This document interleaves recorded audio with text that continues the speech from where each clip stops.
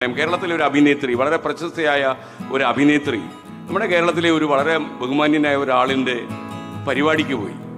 ഞാനായിരുന്നു ആ അഭിനേത്രിയെ അങ്ങോട്ട് കണക്ട് ചെയ്ത് വിട്ടത്. അപ്പോൾ ഞാൻ പറഞ്ഞു, അദ്ദേഹം ഒരു 2 ലക്ഷം രൂപ തരൂ, നിങ്ങൾക്ക് അതിൽ കൂടുതലൊക്കെ ആയിരിക്കും നിങ്ങളുടെ വേതനം, അതുകൊണ്ട് അങ്ങ് തൃപ്തിപ്പെടണം എന്ന് പറഞ്ഞു. അവർ തൃപ്തിപ്പെട്ടു എന്ന് പറഞ്ഞു. അവർ പോയി അവരുടെ പ്രോഗ്രാമൊക്കെ ചെയ്ത് നന്നായി ചെയ്തു. അവർ സന്തോഷമായിട്ട് മടങ്ങി വന്നു. 2 ആഴ്ച കഴിഞ്ഞപ്പോൾ അവരെന്നെ വിളിച്ചു, എനിക്ക് 2 ലക്ഷം രൂപയുടെ ചെക്ക് വേണ്ട എന്ന് പറഞ്ഞു. നമ്മളപ്പോഴും പറഞ്ഞല്ലേ, ഇല്ല എനിക്ക് 3 ലക്ഷം രൂപ കുറച്ച് ഞാൻ വാങ്ങാറില്ല എന്ന് പറഞ്ഞു. ഞാൻ പറഞ്ഞു, കേരളത്തിലെ സിറ്റുവേഷൻ വളരെ മോശമാണ്, മാത്രമല്ല അദ്ദേഹത്തെ പോലെ ഒരു ആദരണീയൻ്റെ ഒരു ജീവിതത്തിനെ നമ്മൾ ആദരിക്കുന്ന സമയത്താണ് നിങ്ങളോട് പോയത്. പിന്നെ നിങ്ങളോട് പറയുകയും ചെയ്തു, ഇല്ലില്ല അങ്ങനെയാണെങ്കിൽ നിങ്ങൾ ആ പൈസ കൈവച്ചോളൂ എന്ന് പറഞ്ഞിട്ട് അവർ ഫോൺ കട്ട് ചെയ്യുകയാണ് ചെയ്തു.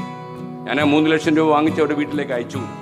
ഞാൻ പറയുന്നത്, കേരളത്തിലെ മിക്ക ആർട്ടിസ്റ്റുകളും 1 രൂപ പോലും ടെലിവിഷൻ നിർമ്മാണത്തിനോ സിനിമാ നിർമ്മാണത്തിനോ കുറയ്ക്കാൻ തയ്യാറല്ല.